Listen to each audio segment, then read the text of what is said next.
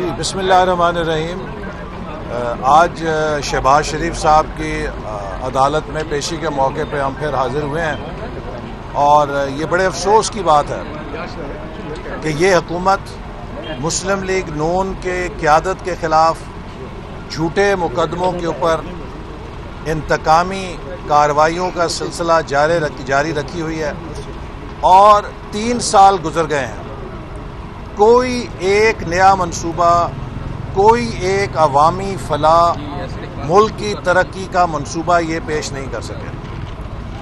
وہ حکومت جو 3 سال کے بعد بھی وزیر خزانہ تلاش کر رہی ہے، وہ پاکستان کی سیکیورٹی کے لیے، قومی سلامتی کے لیے خطرہ ہے۔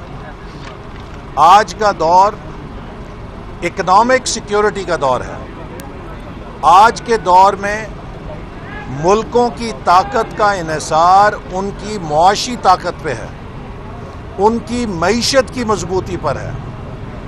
جس حکومت کو یہ نہیں پتا کہ اس کا وزیر خزانہ کون ہوگا، وہ شخص جو لوگوں کو یہ کہتا تھا کہ ایسی ٹیم میں نے تیار کی ہے کہ لوگ حیران پریشان رہ جائیں گے، میں نے ایسا ٹیلنٹ جمع کیا ہے جو پاکستان کی تقدیر بدل دے گا۔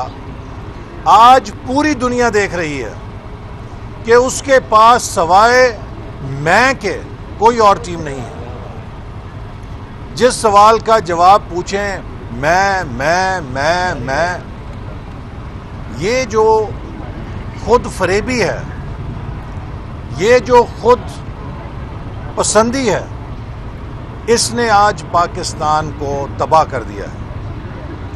مسلم لیگ نون کے 5 سالوں میں معیشت لگاتار ترقی کی طرف جا رہی تھی اور 3% سے ترقی کی شرح 5.8% پہ پہنچی تھی۔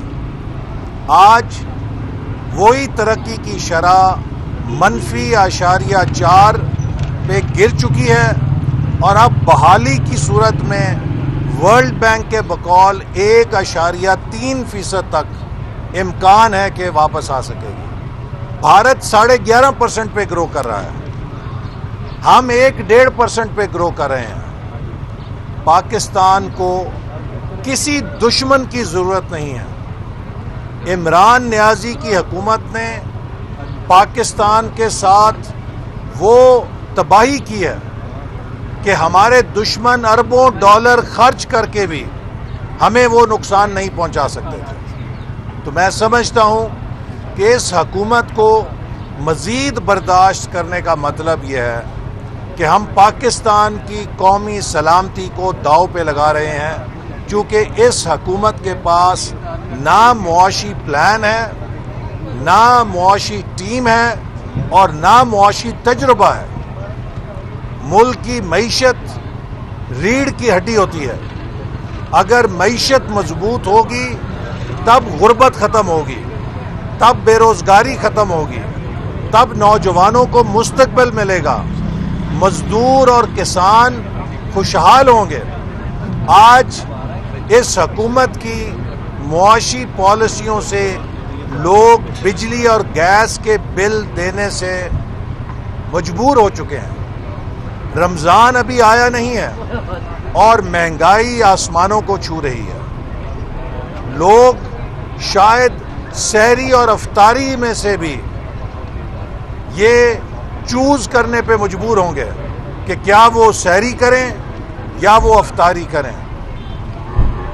لوگوں کے لیے خوراک کی اشیاء ان کی پہنچ سے باہر پہنچا دی گئی ہیں اور ناٹک کیا جاتا ہے کہ شوگر مافیا، آٹا مافیا کے خلاف کارروائی کریں گے۔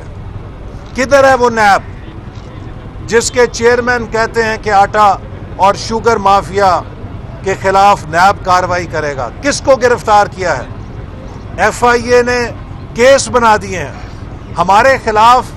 تو ایک اخباری کوئی چیتھڑا جو تھا، کوئی ایک 3 درجے کا جو اخباری چیتھڑا ہوتا تھا، اس میں ایک فرضی خبر چھپوا کے تو ہمیں گرفتار کر لیا جاتا تھا۔ یہاں اربوں روپے کے غبن کی تحقیقات ہو گئی ہیں، لیکن نیب کی جرت نہیں ہے کہ کسی حکومت کے وزیر کو گرفتار کر سکے. تو پھر نیب کیس نہیں دیکھتا، فیس دیکھتا ہے. ایسے اقبال صاحب، چینی بھی آپ جو ہے وہ مودی سے درآمد کرنے کے لیے جو ہے اس کی بھی فیصلہ جو وہ کیا جا چکا ہے، اس کو کس نظر سے دیکھیے یہ جو یہ بتائیے جمہوری حکومتوں میں تو جو ہماری انڈیا کے ساتھ تجارت ہوتی ہے وہ بند ہو جاتی ہے، پھر کس کے اشارے پر یہ تجارت کھلی ہے اچانک؟ دیکھیے جب نواز شریف صاحب بھارت سے آبرو مندانہ اور قومی مفاد کو پیش نظر رکھ کے بات چیت کرتے تھے، اچھے تعلقات استوار کرتے تھے، تو نعرے لگائے جاتے تھے مودی کے یار ہیں، یہ بھارت سے کیوں بات کر رہے ہیں. اگر بھارت کے وزیر اعظم چل کے پاکستان آتے تھے تو اس پر تو غداری کے فتوے لگ جاتے تھے. آج مجاہد ملت اور مبلغ اسلام حضرت مفتی عمران احمد نیازی صاحب جو ہمیں درس دیا کرتے تھے کہ کشمیر پہ مودی ہٹلر بن کے کیا ظلم ڈھا رہا ہے، جو ہمیں ہندوتوا پالیسیوں کے بارے میں اسمبلی میں لیکچر دیا کرتے تھے، جو ہمیں بتاتے تھے کہ دنیا کے امن کے لیے بھارتی وزیر اعظم کتنا خطرہ بن چکے ہیں، اس بات کا جواب دیں کہ یہ ہواؤں نے رخ کیسے بدل لیا ہے. کیا بھارت نے کشمیر کے بارے میں کوئی نرمی دکھائی ہے؟ کیا کشمیر میں بھارتی سیکیورٹی فورسز نے نوجوانوں کا خون بہانا بند کر دیا ہے؟ کیا کشمیر میں ہماری ماؤں بہنوں کی عزتیں محفوظ ہو چکی ہیں؟ کیا کشمیر کی متنازع حیثیت بھارت نے بحال کر دی ہے؟ تو یہ قومی غیرت کے جو چیمپئن تھے عمران نیازی صاحب، اب بھارت سے جو تجارت کر رہے ہیں، چینی آ رہی ہے، کپاس آ رہی ہے، تو اس کے پیچھے وہ کون سا کنسیشن ہے جو انہوں نے بھارت سے حاصل کیا ہے؟ ان کے پیسے ختم ہو گئے ہیں، معیشت دیوالیہ کر دی ہے. اب یہ ہر قومی مفاد کا سودا کرنے پر آئے ہوئے ہیں، اور اسی لیے میں سمجھتا ہوں کہ وقت ہے کہ اس حکومت کو گھر بھیجا جائے اور ملک کو بچایا جائے. اور ملک بچانے کا ایک ہی راستہ ہے، آزاد منصفانہ الیکشن. اور مسلم لیگ نون وہ واحد پارٹی ہے، وہ واحد جماعت ہے جس کے پاس معاشی پروگرام بھی ہے، معاشی تجربہ بھی ہے اور معاشی ٹیم بھی ہے.